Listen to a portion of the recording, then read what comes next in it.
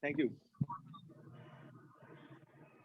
Everyone out here, so thank you so much for coming, making it for tonight. We have a very special guest with us for Risk Talks. First of all, we are a part of Red Bar Bombay. Red Bar Bombay is a part of, sorry, that's my child. Yeah, Red Bar Bombay is a part of the Red Bar Global Networks. And as you already know, the Red Bar is a global watch community.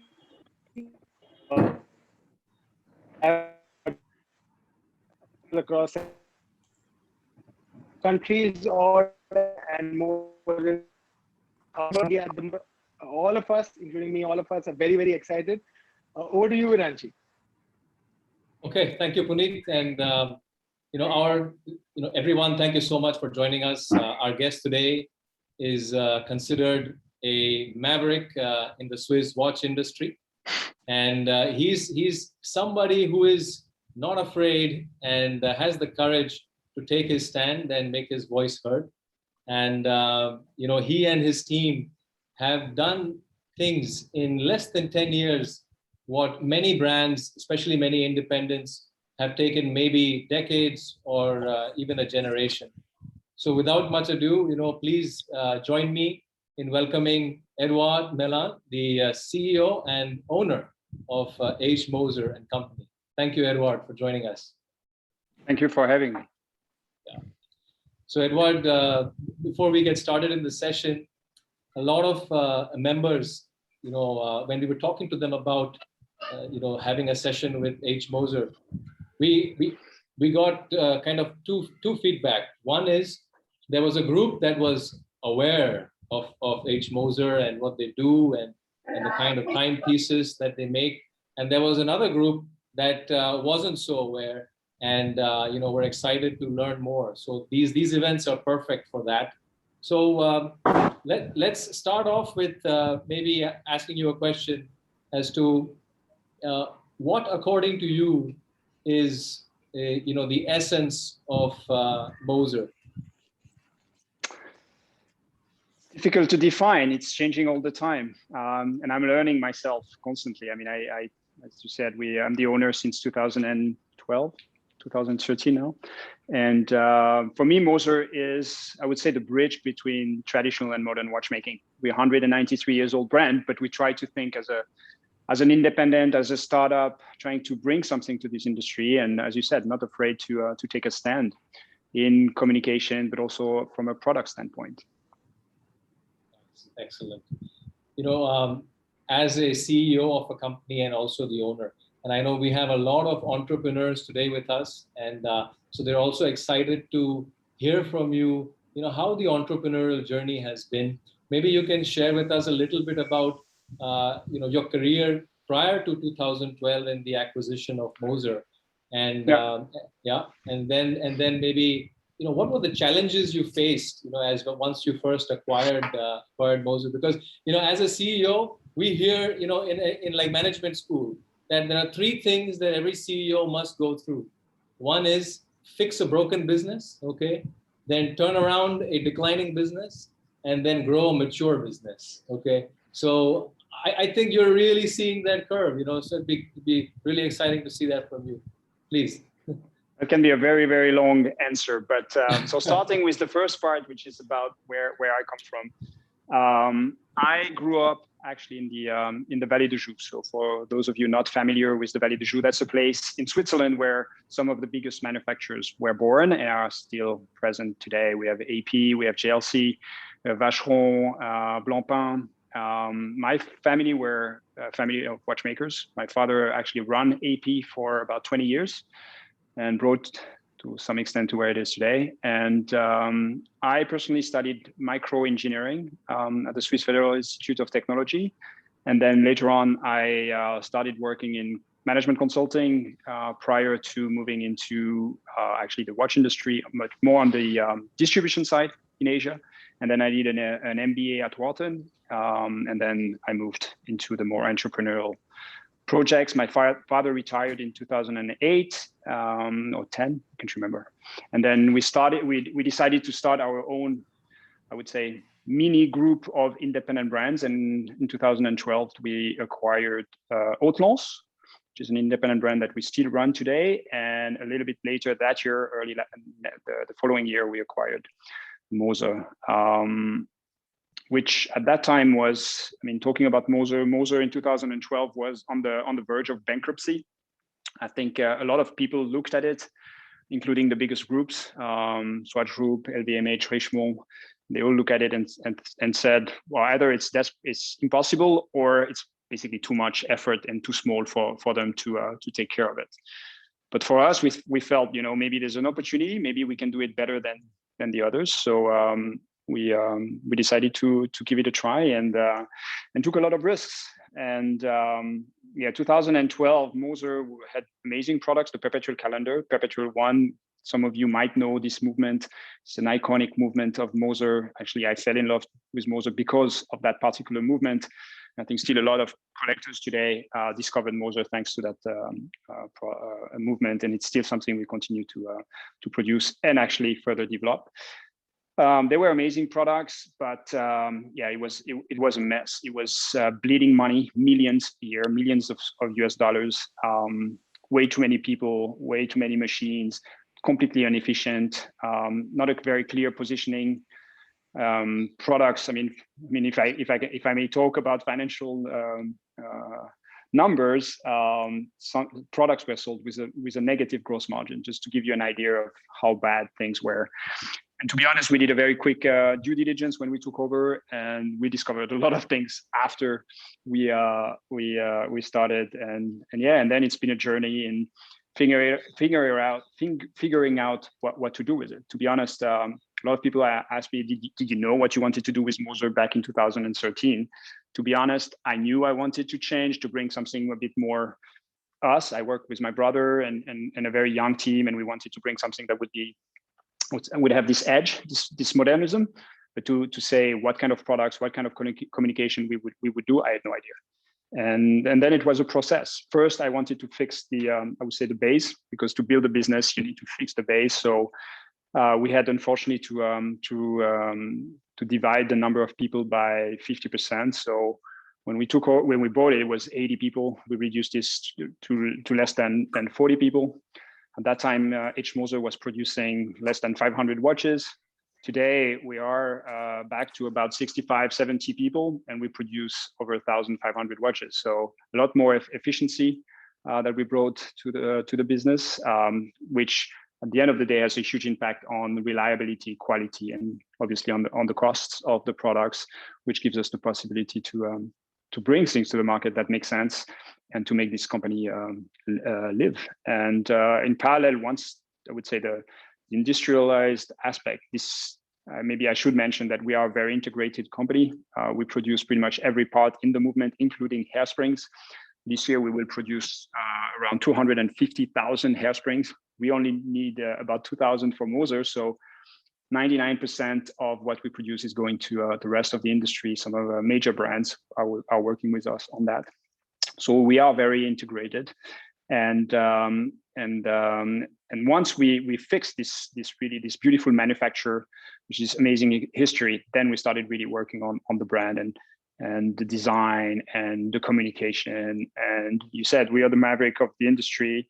To some extent, when you're an independent brand, especially with relatively classic traditional products, you need to find ways to stand out. And for us, it was important to express our opinion and maybe challenge a little bit this very stiff and traditional industry. That was a long answer. Sorry. Oh, that was wonderful. Thank you. And talking about independent, we've had the pleasure and the privilege to host other excellent independent watchmakers here like Max Husser and also Peter Speak. We always ask them this question: what, according to you, does independent mean? So we'd like to ask you that as well. I think a lot of people see independent as, the fact that you are not part of a group. For me, being independent is beyond that. It's the way you think, the way you create, the way you express yourself. But not only in the products, it's also about communication. I think what sets Moser apart to some extent is that we are very, very independent in the way we express ourselves. When we call out the Swiss made or connected watches or some kind of lack of creativity to some extent in our industry, that's independent, because we know we might, upset certain people. We might challenge a little bit the establishment, but that's why we are there. That's why there are independent brands. I think there's an ecosystem in the watch industry which has those very big groups who create, the standards, the things that are essential to the industry to survive. But you need, at the same time, brands like MB&F, like Overk, like Moser to challenge, to push the boundaries in every aspect, in the way we sell, in the way we produce, in the way we communicate, in the way we design. And it scares people sometimes. But again, being independent is looking at every aspect of the business model of watchmaking and challenging it. Amazing. I think as you rightly said, the freedom is there in being able to decide who you work with and how. I think a lot of the mainstream brands, even if they wanted to, they probably could not have a collaboration, at the level which the independents such as Moser and MB&F have done. So on that point, they would love to, but they can't. Yeah, but they can't, exactly. They're stuck. Yeah. So I think that's the freedom, and that's beautiful. Can you tell us how did the idea of working with MB&F start? With you and well, MB&F? I have a lot of respect for Max, because I think he's been one of the first true independent brand out there. Other before and many afters. I think he's been always at the forefront in managing to keep his brand small and very independent. And when I started, obviously, you want to learn from the best. And I had the chance to contact Max in many cases, and he was kind enough to share his knowledge with me. And we started working together very early, because we supply him with hairsprings already now for 10 years, I think. So it kind of came naturally. He's the master of collaboration. He has all those friends, and he's doing collaborations pretty much every year. But always, but every year it's more like in one direction. On my side, I've always been dreaming of doing a two-way collaboration, and I contacted many brands who didn't want to do it. Either because they thought we were too small, or maybe they thought they were too big. And then when Max came to me and said, for 2020, I would like to do something where a collaboration with Moser, where I would use your dials. And I was obviously honored, but I said, but maybe that's an opportunity for us to do something both ways. And so he had the idea, and then I kind of challenged the idea and said, let's do something that would be more than just one collaboration. It's 1 + 1 = way more than that. And first, it was not the business model that he usually applies. So he required a little bit of time to think about it. And a couple of days later, he came back and said, "Yeah, let's give it a try." And I don't think he regrets. I definitely don't. Absolutely. And we have a little surprise at the end of today's session, so we'll get to share that with you. What you said reminds me of this term called co-opetition, which means that you're actually even competing, with, let's say, MB&F and other independent brands, but at the same time, you're building an environment, where you're cooperating. So I think we have way more to gain as a segment, as a group, and we have if we were to compete with each other. Of course, there's always a little bit of ego playing, but I think we all realize that we need to grow as a category, independent watchmaking, and we see it today. And I think the fact that we did this collaboration last year maybe helped the entire independent category, because people, a lot of collectors, a lot of watch fans, or even people who didn't know about watchmaking, high-end watchmaking, discovered suddenly that category. And I think if we work together and say, there is this, which is very creative, which is different from the mainstream that we all know, then we will all, as brands and as individuals in the independent category, we will all benefit from it. And I think Max and I took that as I would say, as a challenge to, in a way, contribute to helping this entire category being getting more awareness and growing. And to be honest, it's been crazy since. Absolutely. Now, certainly, it would be amazing to have this discussion at the manufacturer, but maybe sometime, in the future. So let us, get into the manufacturer a bit. You said you produce approximately 1,500 pieces a year. Okay. Are there any plans to grow that number? And if so, then to what level? I mean, I don't know where the demand stands today, but it's way above that. I mean, we have wait lists on certain products of about 18 months, and I think as a small brand, it's not very healthy, because I don't think people are ready to wait that long. I know there's a lot of brands who like to see the prices go up and having a lot of speculation. So I think for me, it's important that we manage that well, that there's always a little bit more demand than offer, but at the same time, we don't want too much frustration. So we're definitely working on growing, but we need to do it step by step. Growing requires cash and requires, more importantly, skills. Today, since the beginning of the year, we hired about 15 people. A few people left, but we got new ones coming. And especially on the watchmaker side, it takes a lot of time to train them to be able to manage our movements, to get to the level of the quality expectations we have. We say that usually a watchmaker that comes from another manufacturer and wants to work on our movements need about 12 to 18 months, depending on the complexity of the movement. And it might be even more if they come directly from school. So we cannot jump from 1,500 to 3,000 from one day to the other. It's a process, it takes time. And a lot of people say, you should produce more. I mean, it's an amazing opportunity. I think, of course, growing is important for a business, but at the same time, you need to do it at the right pace. I don't want to, create inventory in the market, and also I don't want to create products that don't fit or don't meet the quality criteria we have. So to your answer, yes, we want to grow, but slowly. Okay. And you talked about watchmakers, and that was actually going to be my next question. So for a watchmaker, when they join H. Moser, what are the avenues? Do you recruit straight from the watchmaking school, or what's the ratio of watchmaking school versus experienced hire? And then what sort of a journey do they go through in H. Moser? Let's say leading up to master watchmaker. If you could share that with us. We actually steal most of our watchmakers from other manufacturers. No, there's a trend in the watch industry. Many bigger manufacturers, they tend to go more and more into production lines. So you need less and less watchmakers for them because of their volumes. In a way, everybody is responsible for one step.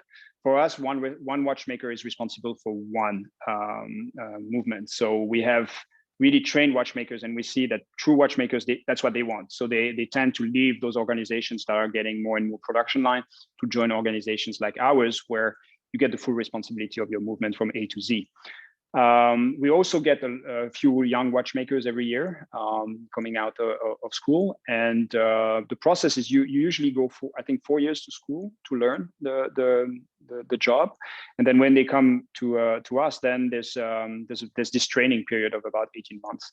Part of it is really like you start in the beginning with what we call the pré-montage, so it's the preparation of the parts, for example, setting the stones on the bridges, doing certain quality control, or maybe the putting the movement inside the watch. And then as you grow and learn and get more experience, then you can go into either the assembly of the movement itself or the assembly of the escapement, which we have two production lines there. Okay. And do any of these watchmakers ever make it to the business side of things? We have some cases. We have I don't know if you're familiar with Oli. Oli is on our sales side. He's a master watchmaker. Yeah, he was actually producing the big date and the perpetual calendar movements for us. And about 4 years ago, he moved into on the sales side. It's been managing like the big collectors, doing more of the CRM, answering the technical questions, and it's been growing very, very fast in that position. And I think it's important for watchmakers like us to or manufacturers like us to have experts on the sales side, because what we sell is knowledge, what we sell is emotion, and we need people who really, really understand what's inside our product. And we're just getting a comment from one of the members here that Oliver is an amazing person. So that's a good compliment. I mean, is Moser 24/7? It's crazy, and I think this is this startup mentality that we have here with amazing people who are ready are so committed to our brand and so passionate. And Oli is a perfect example of that. Wow, amazing, fantastic. We'll talk a little bit about marketing. We discuss amongst our groups that marketing has always been a challenge per se when it comes to Swiss watches. It's a lot of the same is seen everywhere, whether you go on print media, digital media, or social, Instagram, and so on and so forth. But you decided to shake things up, a few years ago, and went on with what would be called a guerrilla, it's called a guerrilla marketing campaign. Like for example, the Swiss cheese watch. As I had shared, about 50% of our audience here may not be fully aware, so I want to tell them that yes, Moser made a watch out of Swiss cheese. And you probably talked about this many times, but I'm going to call on you again. If you could just tell us that, how did the concept come about?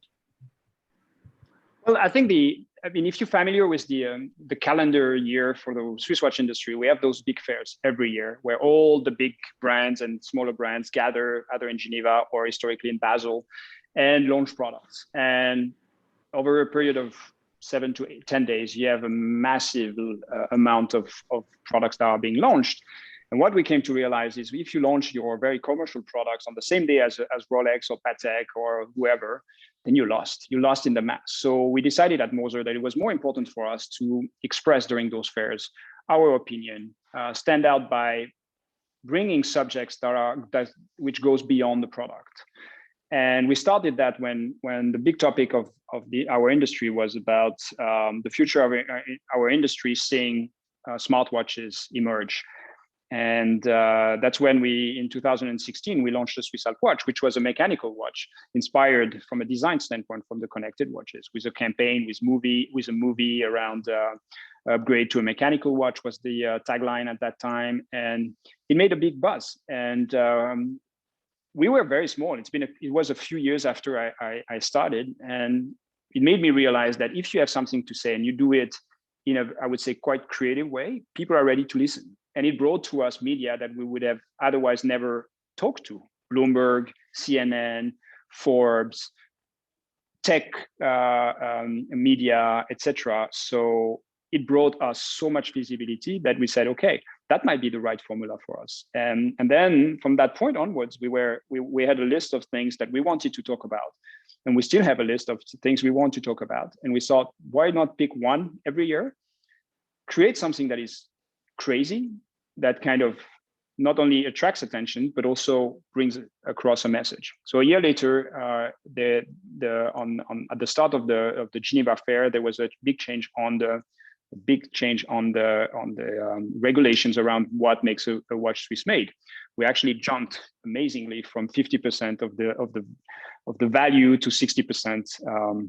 I mean, I'm not going to go into the details, but for us who make 100% in-house or get every part that we don't produce ourselves from Switzerland, this doesn't make a big difference. But everybody was like, "Oh, this is a revolution! This is big, etc." So we decided to really make a big statement, and that statement was first to remove the Swiss-made label from all our watches, and second to create the most Swiss watch ever made. And we thought, in Switzerland we don't have gold, or not enough to make watches. We don't have so many precious materials. So we were like, what is the most precious material in Switzerland? And we came to the conclusion that it was cheese. And then came the challenge, how to create a watch that would be sustainable over time, made out of cheese. And we found a solution. And we launched the Swiss Mad watch. And that was back in 2017. And to be honest, I thought that the Swiss Alp watch was a huge buzz, but the Swiss Mad Watch was even more. And then we continued with that principle, and we will continue with that principle as we see big fairs return. I think when people go to those fairs, I don't know if you've been to any of those, but of course you want to see the new watches, but those eventually you will see them in the stores. What you want to see might be the concept, the future. You want a picture of what we are working on in the future, and that's what we wanted to do with those concepts, is to have this kind of arty, innovative, conceptual approach of Moser and feature it. I should have asked you earlier, but can we do a wrist check? I see you have a very nice piece on your wrist, which is flashed a few times. Okay, so we have the Streamliner. Yeah, I'm wearing the Streamliner Chrono Funky Blue. That's a watch we launched in October, November last year. It's not limited. Features our flyback chronograph automatic. You actually don't see the automatic because it is hidden behind the movement. I don't know if you see. It's a very complex movement, 430 components, developed the original version by Agenor, which is the Widerech family in Geneva. They are partners of us. We work on many projects together. And then we developed together the flyback version, and we continue to work on things together. And yeah, it's been a huge success. The Streamliner is a new collection we introduced last year. There's a big trend around integrated steel bracelet, and I would say the beach to tuxedo kind of watches. And we wanted to create something unique that would be Moser, and the Streamliner is that collection. It's a beautiful creation, absolutely. And congrats again on the GPHG win. Yeah. That was a big year with the collaboration and the Streamliner. We had an amazing year despite the crazy situation that the world is facing. So what's the sort of lead time for the manufacturing of the watches? You already said that when you first acquired Moser, you have to do some restructuring, and that brought some benefits. But what's the lead time today, for a watch? I mean, it's difficult to say. I mean, we are just in time, so everything that is being produced is going through a cycle of test, which can take up to 30 days, and then is dispatched into the market. We used to have a buffer, but at the moment we have none. So it's basically if one day there's a screw missing or a hand that is late on delivery, then we cannot deliver. I mean, it's difficult to say because a lot of things, especially on the production side, you don't produce one part at the time. You produce batches of parts on the CNC machine, and then they go through the finishing, and then one watchmaker gets a kit and then assembles them. What I can say is, for example, a perpetual calendar used to take about 90 hours, so over 2 weeks of work for a watchmaker. Today, we're down to about 30 hours. And the finishing is way better, and the quality is the next level. So that's where efficiency has come to the picture. A simpler movement can take, I would say, an automatic movement might take 5 hours to assemble, but there's all the processes behind. I mean, so developing and producing all the parts. This is what takes time, and then having them at the same time in the manufacturer, creating those kits, assembling, testing, say 1 month's testing. I mean, it can be anywhere from, I would say, from 3 to 1 year for the most complex watches, the full process. I mean, 3 months is very little, because usually a dial has a lead time of about 4 months. So from the moment I press the button for a dial and we have the dial ready for the watch, it's about 4 months. So I have a question on dials, but just after this one. So I would have to imagine that when Moser decided to bring control of critical components in-house, it certainly must have helped you in streamlining the production and reducing the lead time, especially the Straumann hairspring module, which is a modular escapement, which you're able to, I would say, place in different models, I believe, right? Exactly. We have a team actually dedicated. That's all they do, is regulating assembling those elements and regulating them. And then at the end of the day, we put them together. And then we have a watchmaker who is creating the movement and then leaves the space just for the escapement. And then you put the escapement at the end of the chain, which is unique in the industry. Nobody else has it. you guys haven't figured out I'm a manufacturing guy, so I'm a little biased about these questions. So, it's actually something that used to be done years and years ago, but for cost reasons, everybody else has given up on this. It's the perfect solution because from a consumer standpoint, for us, it's you have specialized people on the escapement. You need very, very good quality of movements. Otherwise, you need too much trying to match things. Once you reach a certain level where we are today, it's very easy. Pretty much all escapements work on any movement. But then for service, it's so important because you can just replace. That's the most critical element in the watch. That's where time is created, right? That's the heart. That's the tic-tac. And this element is usually what requires most servicing and attention for watchmakers. So by having a plug and play system as we have, you can service very quickly and with not so well-trained watchmakers can service our watches. It's basically 2 screws you need to take off, put the new escapement and put it back in. I think it's a fine example of design for manufacturing, assembly, and service. Excellent. Now, you said you make almost 250,000 hairsprings per year. Yeah. So when did you venture into hairsprings? Because that requires a lot of specialized process and machinery and skill. You need process, you need skills, you need machineries, and you need the material, the right material. We started in 2007 because we are the owners of Moser, but the prior owner and still minority shareholder today is the Straumann family. And the Straumann invented the Nivarox material that we all know today. And this very, this magic formula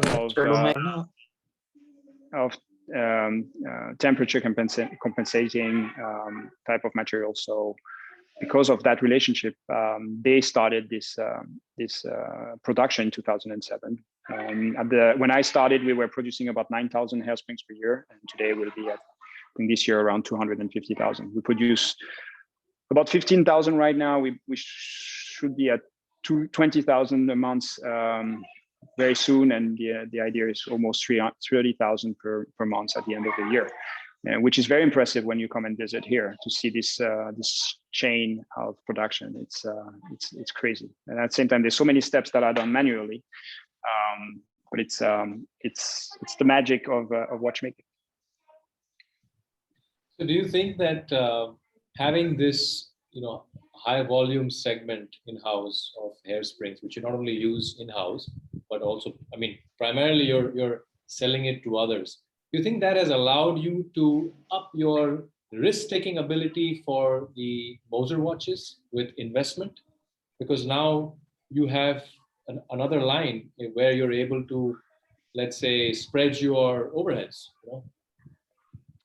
Well, it's two separate structure. We try really to keep a China wall between the two, because obviously we have a lot of clients and they don't want to buy something that potentially Moser will know about. So I am the chairman of Precision Engineering, which is our division dedicated to hairsprings.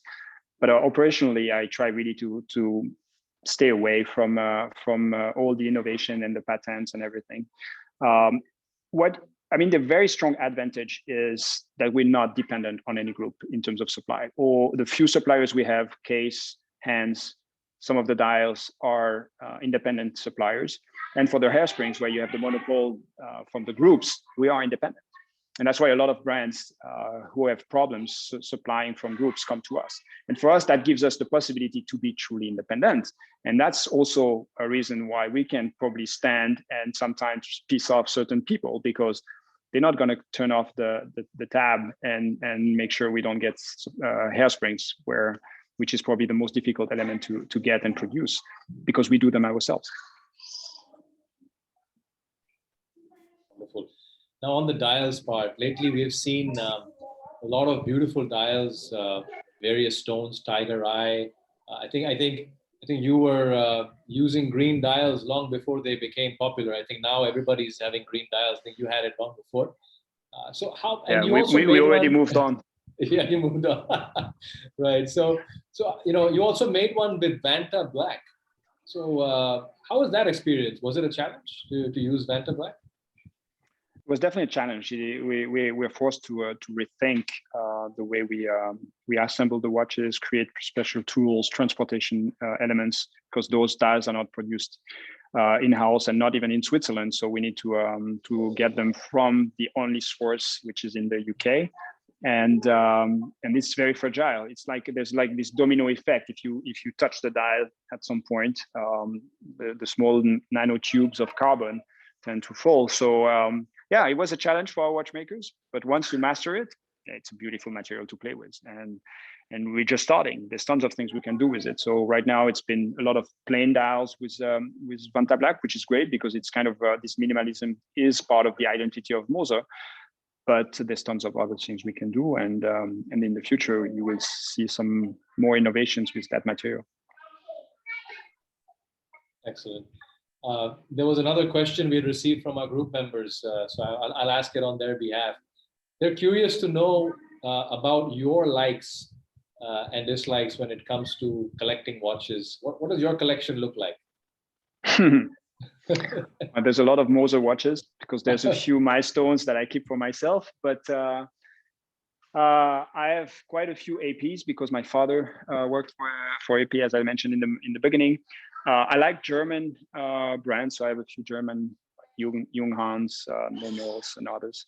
And I like antique watches. Actually, I started collecting antique watches when I was younger because they were quite cheap, and especially miniature repeaters. Many of them don't work, but I have quite a lot of pocket watches, miniature repeater type of watches. But to be honest, today I collect the Mosers that I think made me or were milestones for me, and I'm not collecting much of other brands. And it must have been quite exciting to see the result of the recent auction for the vintage Moser. Yeah, that was crazy. This 1945. I mean, my brother sent me a picture and said, "Did you know this watch was being auctioned?" And I looked at the. I mean, it was before it was auctioned, and I looked at the estimation. I think we were at $8,000 or $10,000 US. I was like, wow, this is pretty high because I don't even have archives on that particular watch. And then I think it sold for $70,000 US.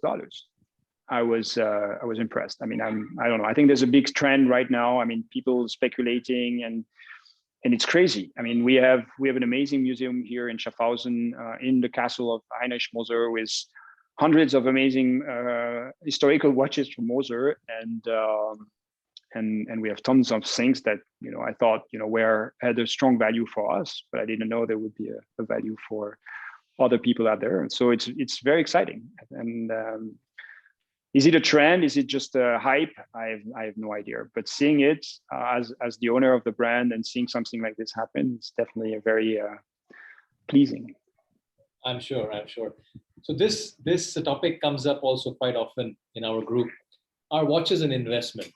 Okay, and it gets quite a hot debate about whether watches are investment, and somewhere it settles to a consensus that okay, they may not be investments, but at least the customer wants to be able to protect their principal. Okay. So, what happens in the secondary market nowadays, especially as plays a lot on what happens in the primary market.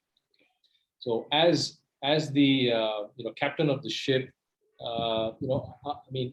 what actions are you taking, to protect the long-term value of your customers' Moser pieces? What I think the motto for Moser is exactly what you said. I tell my team we are investment bankers. We are there to protect the value of the investment of our customers. I cannot tell you the value is going to go up and you're going to double your investment. I don't think it's our responsibility to commit on that. But what I can say is that we're trying to do everything to protect the value so that if somebody eventually in a few years' time wants to resell his watch or needs to finance something else, or is just in financial need, I want to make sure they get as close as possible to what they pay for it. And the way you manage that is by controlling your production. As I said before, we could increase. I mean, this year we're going to do 1,500 watches. I'm sure we could sell way over 3,000 watches. But is that good for the market? Is that good for the brand in the long term? Is that good for the customers who believe in us and invested in our products? Probably not. So it's not our philosophy. And I think a lot of Indian independents have the same mentality. Here, you were mentioning Max. He said, we're capping our production. And that's good, because what's interesting is there's a big hype on independent watchmaking, but there's a limited supply.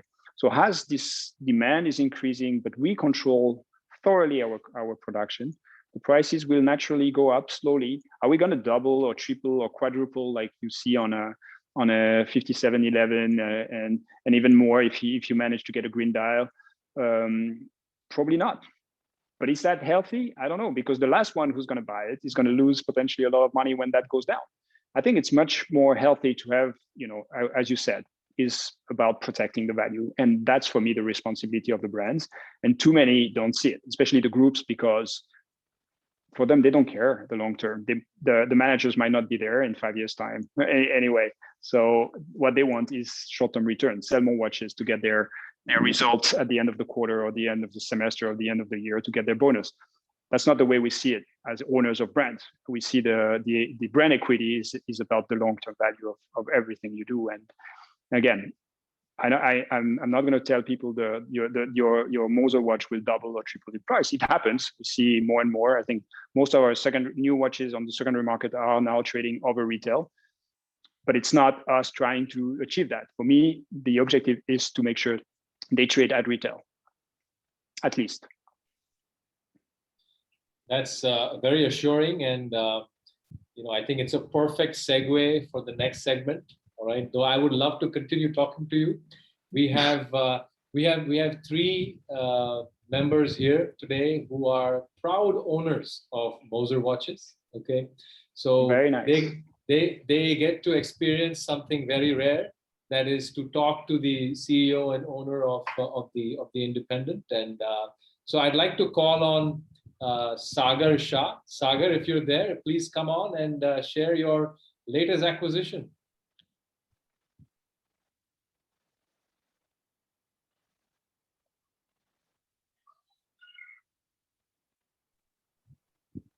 Edouard? Hey.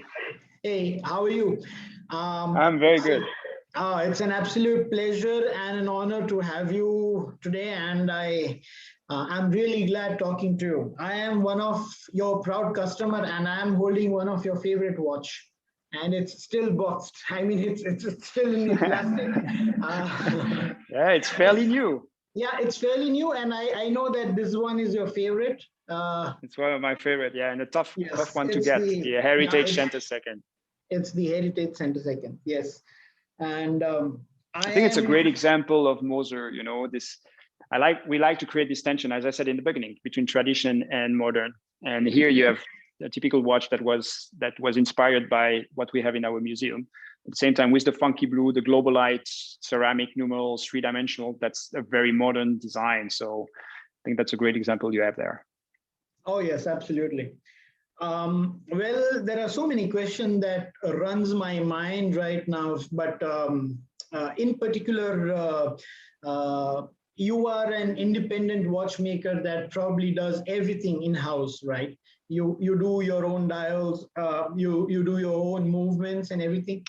So no, we don't do our own dials yet. We're starting to do some of them, but it's mostly our machines though.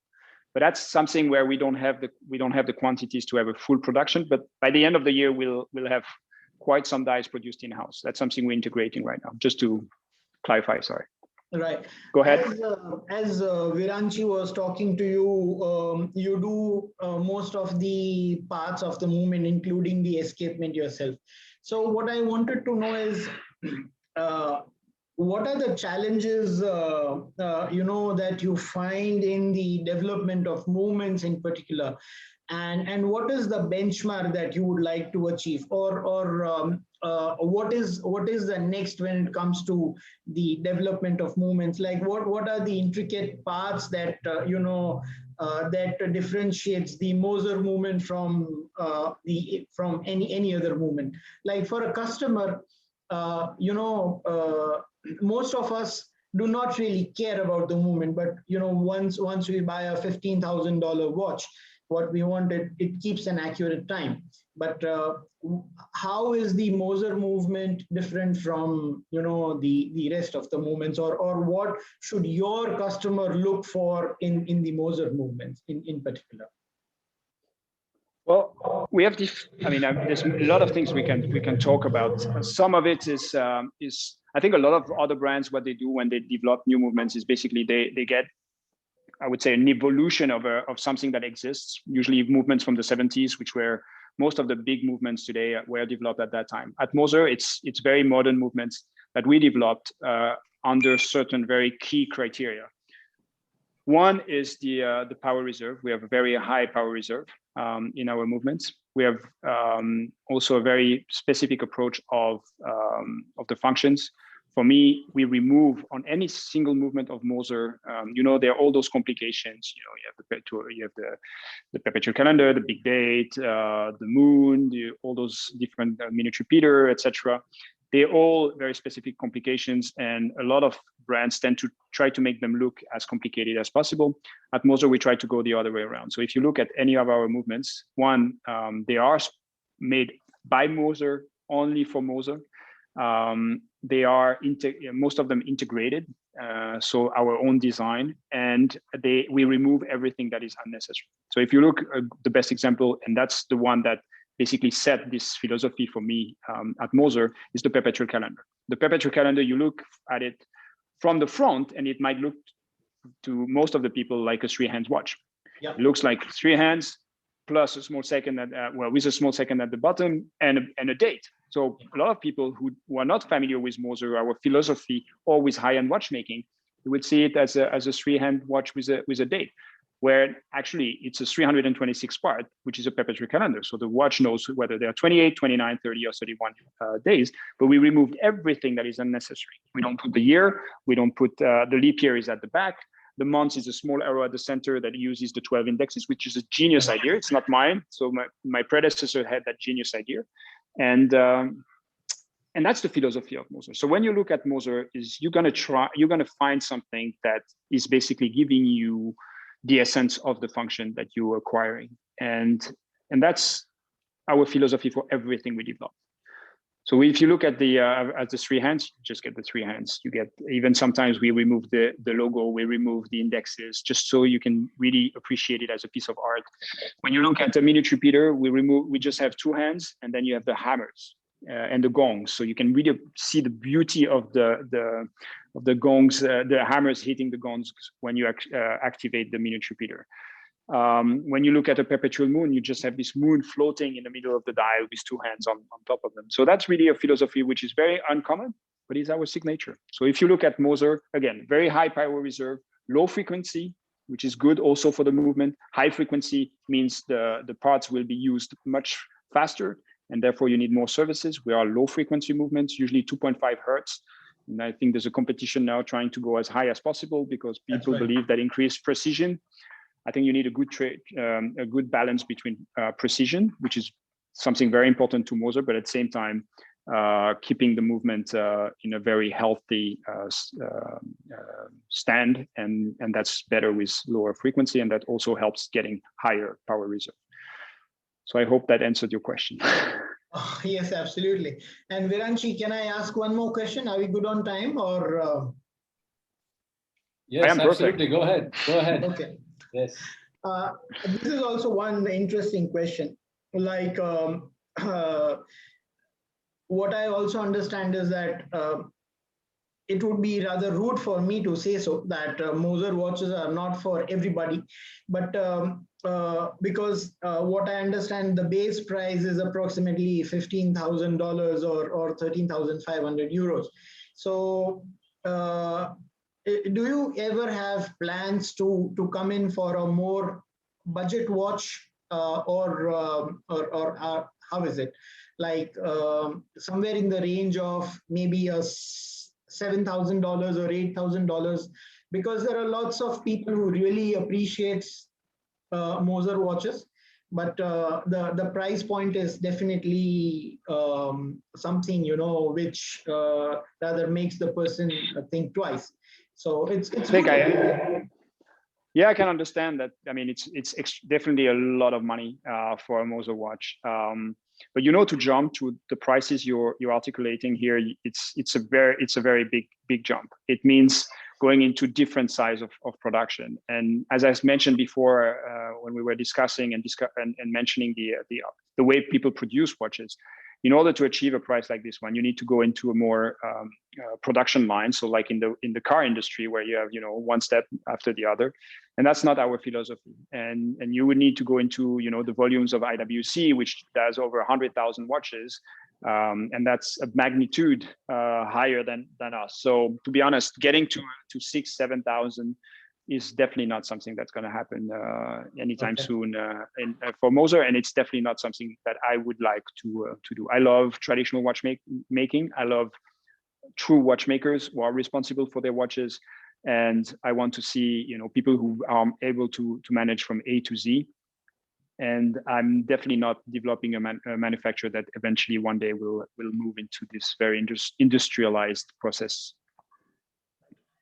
And my last question would be, I really wanted to know about the fume dials. Like there are lots of companies who make fume dials, but how are the Moser fume dials different from other, and what is a sort of quality control, or how would you pass one dial and how would you fail the another dial? So that is something that I also wanted to know, especially. So for the history of fume dials is I mean, we didn't invent fume dials. They were created about 60 years ago, but we brought them back to life. I mean, back in 2007, I think we started with fume dials in gray. And when I acquired Moser, I said, oh, this, and it was at that time one model. And I thought, wow, this is pretty cool. This is different from everybody else. And we need to be different. So I decided to start focusing on developing under the fume dial. So not only Moser is doing fume dials, but for a long time, only Moser was doing that fume dials. And then we became successful with our colors, with the beautiful quality of the sunburst, etc. And now a lot of brands do fume dials because they found out how our machines are made, and they're trying to copy to some extent because we are successful. That's fine. I mean, what is important to me is to continue to do the best. And that's what in your question, a very important element. The quality control and the standards we have for our fume dials is really at the highest level, and we continuously try to improve. It's the quality of the gradient, because as you see, it's a different. The color changes from the side of the dial to the center, usually from black to the bright color, but it can be different in some exceptions. We're also exploring doing fume dials on other materials. What is important is that the fume is very regular, and that's not easy to achieve, because you have a machine where the dial is rotating very fast. We have a system where we spray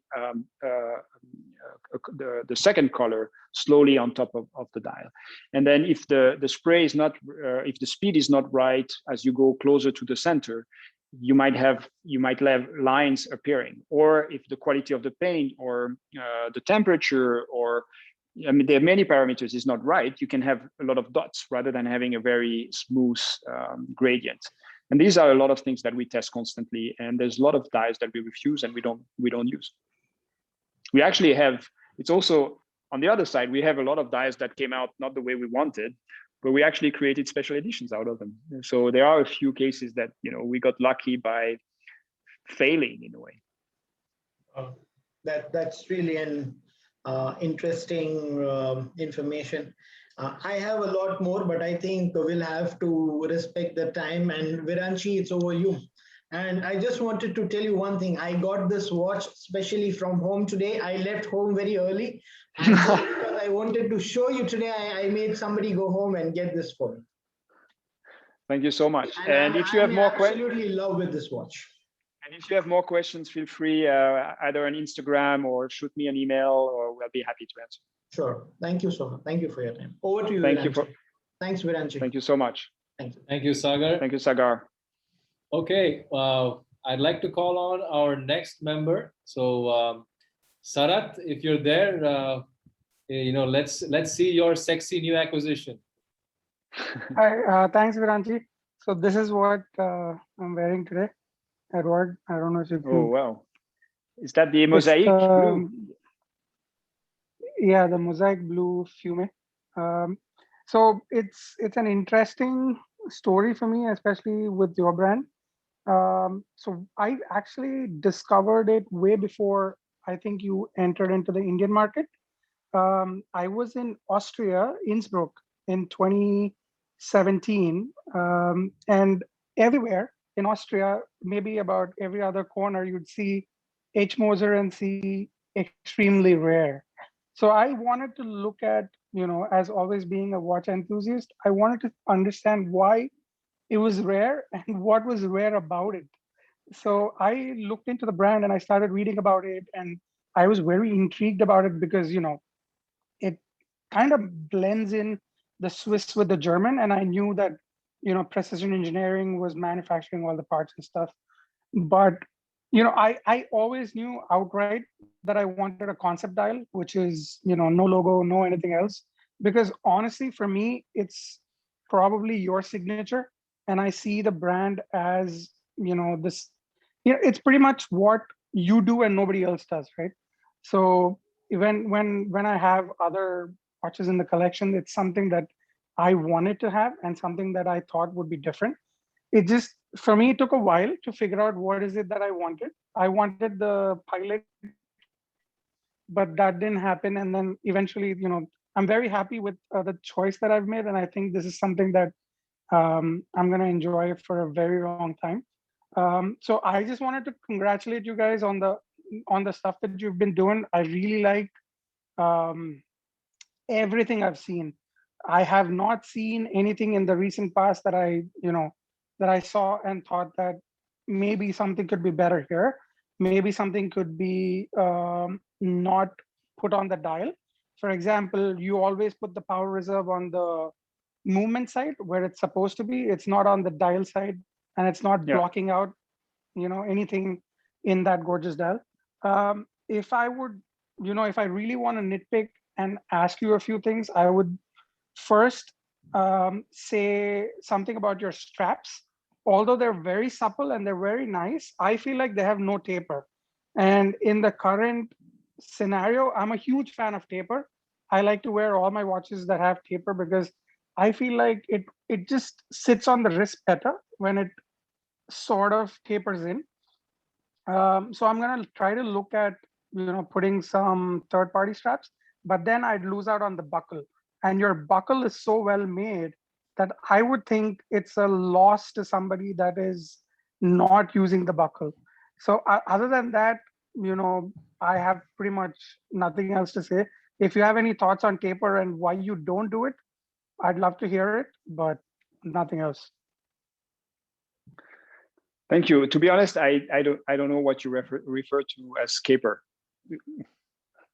So yours, for example, the lug width on this is 20 millimeters, right?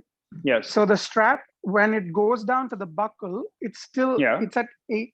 It's at about 19, 20 millimeters still at the buckle. So what I was referring to is something like a 20 millimeter strap that's going down to 16. So that okay. We have a 16 millimeter buckle. So if you were to change that, we could give you a 16 millimeter buckle. What we don't have is a 20 to 16. We have 18 to 16. But yeah, I know what you're talking about. Yeah. Okay. Yeah, and see, like it looks. I feel like the dial side of this is so compact and it's so nice that when it rolls around to the clasp, I feel like it's a little too thick for the watch. But it's just my personal preference. It's a taste. It's not something that I don't But think these were the everybody standards that would. we had before, and to be honest, I never questioned it, because when I acquired, we had so many straps already that we never changed that. But that's something. For example, when we did the streamliner, Yeah. I know it's not a Yeah. not a strap, but for me it was very important, the curve that we have on the side of this very it Exactly. was very important to me to be very thin at the bottom, and I think we are close to 16 Exactly. at the bottom. But Exactly. yeah, I see what you. And for that reason, when I put on the streamliner as well, when I tried it on, I loved it. If the streamliner had a way to adjust the clasp, because my personal wrist tends to swell up a lot and swell down a lot, so it changes a lot depending on the climate that I'm in. Otherwise, honestly, it is for me today one of the maybe top 2, top 3 sport watches. And the we same have thing, developed links, longer links, so you can have half a link half a link adjustments. adjustment. We don't have a micro adjustments because all of them are, and if you like things thin, all of them are pretty thick. I mean, the one that we have on the Pioneer, for example, is very big, and I wanted I wanted a butterfly clasp. And until we have developed a butterfly clasp with micro adjustment, I'm not going to put the micro adjustments because it would just destroy the design. And for me, design comes first. So I'd rather have those semi links that you can put on the watch. But that means you cannot change during the year. You would have to go to your retailer to change it. That's okay. If you put in a screw, trust me, we know how to change we can adjust it ourselves. Well, it's even easier than a clasp. We have pins, and actually, like my father is changing it himself, so it's easy. Oh, nice, exactly. So yeah, that's what we would do as well. But yeah, really, I mean, I look forward to what you guys are doing in the future. I honestly like how you guys are keeping it to 1500. Even if you lower it, I don't think it should be a big deal. But it's amazing, especially with your escapements, how you are trying to reduce the service intervals, your dials, your aesthetic. I like it quite a bit. So congratulations and thank you. Thank you so much. Thank you for those kind words. Thank you, Sarat. And now our last member here, as Edouard and H. Moser is the maverick in the Swiss watchmaking industry, I think our next speaker is a maverick watch collector. So I'd like to call on board Umesh, and Umesh can share a perfect example of independent Swiss watchmaking spirit. So Umesh, please. Hey Edouard, it's always a pleasure listening to you and the passion you have for making watches, and the same passion we carry forward in collecting watches. I love that. Yeah. So a quick wrist check. I have the wow. And this was tough to get the funky blue. Funky blue, and I was one of the lucky ones to have this. And it's a stunning watch, and the cylindrical hairspring is just beautiful to watch all day. And my question, I have 2 questions, and I'll relate it to this watch. One is, why is the crown on the left side of the watch? It's a question I wanted to ask you earlier also.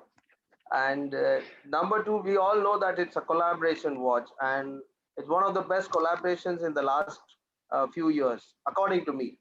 And what was the journey between, starting to design the watch and when it went to manufacturing? I'm sure it did not happen on day 1 or the first month. It would have taken a much longer time. And what happened? What aspired between you and Max? How you zeroed it down to this design? How did we fight? Yeah, that's an interesting story, and I'll finish with that. Maybe first, your first question was about the crown on the left. Yes. It's not a very sexy answer, but it's a little bit what characterized Moser is pragmatism, and what it means is, sometimes in the watch industry we are obsessed with details. We'd love to go to the 99%, and the problem is it makes your product extremely expensive. It makes your product crazy to produce. Sometimes it goes against reliability. and you need to be careful with that. So when we developed this movement, and I worked with Max, he said, first his idea was we should do. Are you still there? Sorry, I had a call. Yeah. His idea was that we should develop a completely new movement. And I said, no. I mean, if we develop a completely new movement, this watch is going to be over 200,000, like most of the MBNF, which is not our segment. I said, I want to offer something amazing at what I believe is still a reasonable price for what you get. So what we did is we took our tourbillon movement and worked on an evolution of it.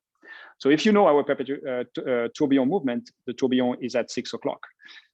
In this case, we couldn't have the tourbillon at 6 o'clock. Why? Because we have this 45 degrees subdial, which has to be at the center. So we had to turn it around and put the tourbillon at 12 o'clock and the subdial at 6 o'clock. So that's why you have the crown on the left-hand side, is because we basically took our movement and made a 180 degrees rotation, having the tourbillon at the top and the subdial at the bottom. Yeah. And what was the journey? The journey. So as I said in the beginning, Max started saying, we want to do an LM101 and with fume dial. So would you be open to it? And I said, yes, of course. But then the first aspect was, we bring something to your watches. Why don't we do the other way around, where we bring something from MBNF to the Moser watches? And then we started the reflection from a pure design standpoint. And then at some point I told Max, but what's very important to me is also to express how we came to work together. And that's the hairspring. We produce hairsprings for you. We actually developed our first cylindrical hairspring for his 3-axis tourbillon, which is in his, I can't remember the name of that particular watch. And I said, well, this is something that is important to us because we developed for you. I would love to use this cylindrical tourbillon in one of our watches. And at the same time, the double hairspring is something very important to Moser that I would love to wear and to use in your watches. So why don't we not only try to find the codes that would be both brands, and at the same time work on the technical side, putting the hairspring at the center. And that's how we started. We both wanted the two watches to be both brands. If we were to remove the logos, both would say it's a Moser and it's an MBNF. And I think we achieved that. But there's been a lot of discussions where, Max is the opposite of me in the sense when I said a lot of people want to go at the 200% details, and I'm more on the pragmatic side. And we had to both to make concessions. And he said, you need to do this and go in that details. And at some point I had to say no, because the price would have doubled. And at the same time, he was like, oh, let's develop a new case for this watch. And I said no, because nobody will see the difference, because he wanted to change by a couple of microns or degrees, the angle of the bezel or things like this. And it was fun because I think I learned a lot from him, and I believe he learned a lot from us. And one more question. What's the next collaboration with MBNF? Are we having it this year? No, we talked with Max. We said, oh, that was so much fun. We should do it more often. But we said it would be unfair to the people who acquired this watch to do something. And it has to be, it took us years to develop that one. And I don't want to do something that would be too similar to what we already did. It has to bring something. It has to be fun. And I think Max is, as I said, the king of collaborations. So I'm sure he has a few collaborations in the pipeline for this year. And we said probably in 5 years from now, if we start now, we might be ready for the 20th anniversary of MBNF and the rebirth of Moser. Okay. So hopefully in 2025. Okay. But in the meantime, again, I think you shouldn't abuse of the good things, as we say. Yeah. Looking forward for many more watches. Thank you. Yeah. We're working hard on developing new things, new movements. We might launch 2 new movements even this year, later in the year. So still a lot of things to come from Moser. Yeah, Viranchi. Thanks, Umesh, and thanks, Edouard. Thank you, Umesh.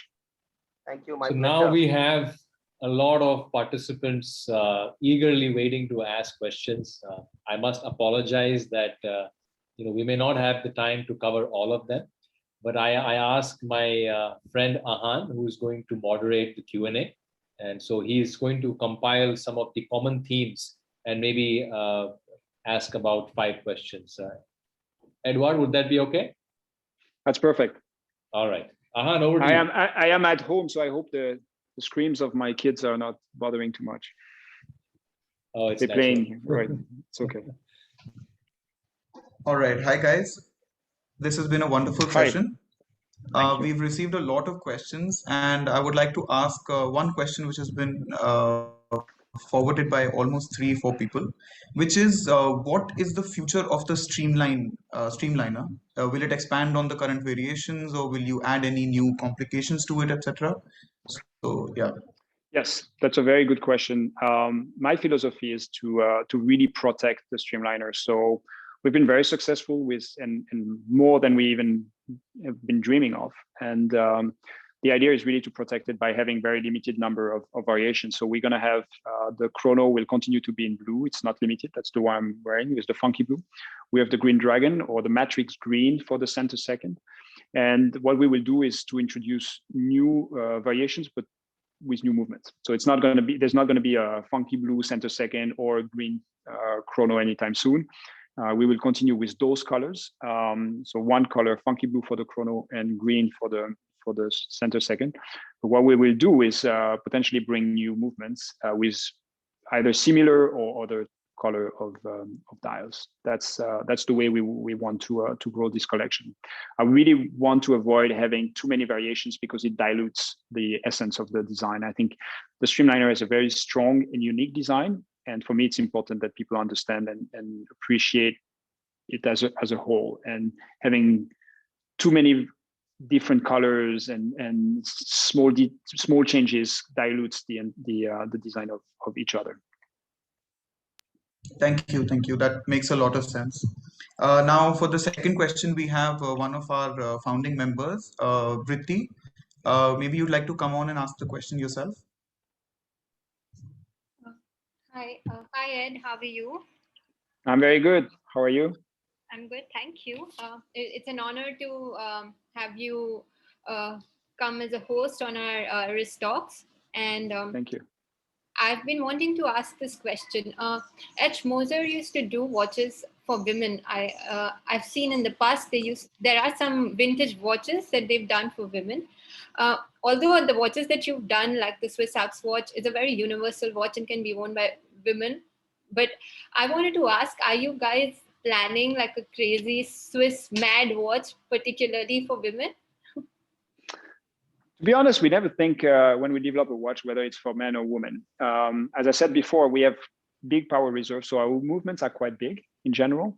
So the diameters is probably more, it fits better a bigger wrist. But I think our watches are, in a way, have a lot of curves and a lot of details and beautiful colors, and I think I don't know the proportions, but we have a lot of women wearing the watches that we have. So I don't know if we can say they're unisex. What we don't want to do is create specific and too polarizing, this line is for women and we're going to just put diamonds on it, etc. That's not really our way to do it. And to be honest, I don't know how to do that. And I think there are a few things we know how to do now, and we'll try to do it even better before venturing into things that we maybe don't really master. So I think if brands who try to create watches dedicated to women have specific skills and definitely people who really understand that segment, and I'm not one of them, or not yet. So never say never, but right now there's nothing very specific in the pipeline. There might be some of our collections where, because they're smaller, because maybe they have a diamond bezel, they might be more feminine.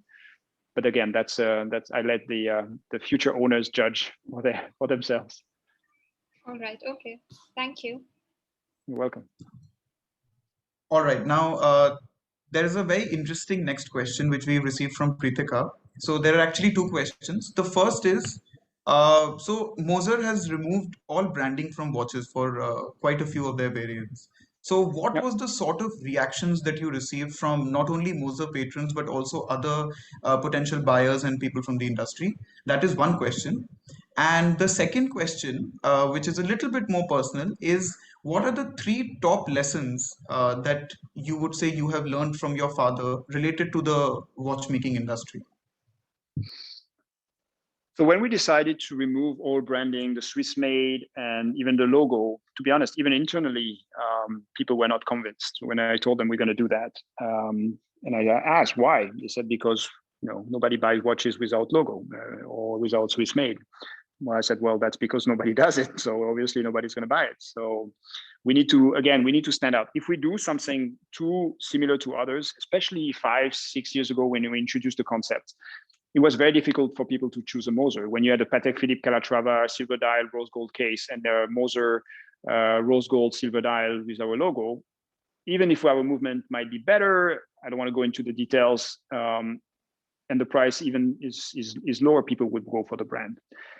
I think what was important is really for us to stand out, to make a statement, to really express our philosophy, the very rare, the minimalism, the fact that we create art pieces, and in art pieces you have art, and I think that's the way we treat our watches. So yes, the first reaction for many people was like, oh, that's not going to sell. And to be honest, that was, I would say, an inflection point for Moser, because it, as somebody mentioned before, it is our signature. We don't need to sign our dials. I want people to recognize our watches because of the features, the way they created. People should see from, I mean, even if they're round watches, they should see from far away that they are Moser. And that's very important to me and my team, to a point where the dial has become our signature. So we don't need to sign them anymore. And then I hope that answered the first question. Other lessons that we learned, or I learned from my father. My father worked, as I said, for AP, and he's definitely been outspoken, even though he was working for a big brand. And I think that's definitely something that I learned. But to be honest, working for AP or working for an independent brand like Moser is very different. And I think he learned a lot from being the chairman of H. Moser, because when I started, he told me, you need to do this. You go to your retailers and you tell them, this is going to be the conditions, and that's how you're going to sell Moser. And I told him, today I'm happy if somebody answers my email, because nobody knows Moser. So I think he learned a lot from the experience for Moser, maybe even more than what I could learn from him. I think he helped us a lot on the industrialized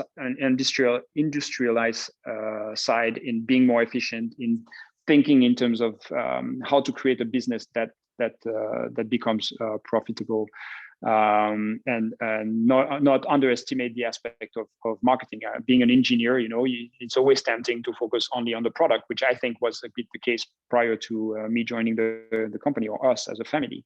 I think it's something that was always important to him, is really have a high quality network, be careful of the secondary market, make sure there's not too much parallel gray market, etc. Do some marketing so people know your brand and understand the positioning of your brand, and then be efficient. And I think there's a lot of lessons we got from him.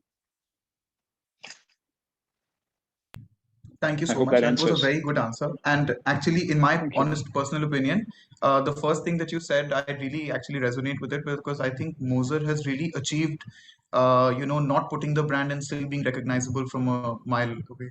So I think that is something that I really agree with. All right, now I think we'll move on to our final question. And Prakhar Mathur, if you're here, would you like to come on and maybe ask your question? Hi, Prakhar. Yes, hi. Hi, everyone. How are you? Hi, Edouard. Hi, how are you? So, Edouard, I am a huge enthusiast, and I'm a fan of what all things you guys are doing at H. Moser. The pieces are for themselves to speak about. So, I had just one curious question to ask from you. So, as a person who's in a position of power, who's supposed to make the key decisions about what the future of the company will be, what the products would look like. So how do you sort of differentiate between what the customer expects from H. Moser as a brand and what your personal preferences are? Say, for example, I am somebody who could probably be more inclined towards wearing sports watches. But if my customer base is more inclined towards, say, for example, wearing dress watches, I'm just taking a very a basic example to just put forth my question. So how do you become objective in your decision making as to what finally the product should look like? And does your personal preference come into play while designing or maybe marketing a product? To be honest, it's quite easy. My philosophy is we want to surprise customers. So I try to listen as little as possible and try to bring things that people don't expect. I think that's, again, talking about independent watchmaking. I like to make the parallel with the fashion industry. I think we are haute couture. We try to create trend. We try to anticipate. When people were saying, "Oh, you started green before anybody else," well, we moved on. We even just stopped the green on the Pioneer, and now we are playing with the Burgundy, with the Blue Lagoon. Right. I think it's important as a brand, as an independent brand, not to be into expecting, like what is the color of the year? What are people expecting? Doing consumer research. I leave that to the big brands. Now, I know a lot of big brands, they do that. They love to do consumer research. No, I love to do watches I like. That, I try to be attuned to what's happening. And I think naturally you are attracted to, or maybe if you listen, you can anticipate. And same thing, if we had listened to our customer, we would never have created a watch with no logo and no indexes. And probably we wouldn't have done the Streamliner with the monolink and the type of movement that we did, because it's not something we understand at the first sight. I think for me, it's important that there's a little bit of a complexity. It's like, that's another example that I use usually when people ask me similar questions. It's like good music.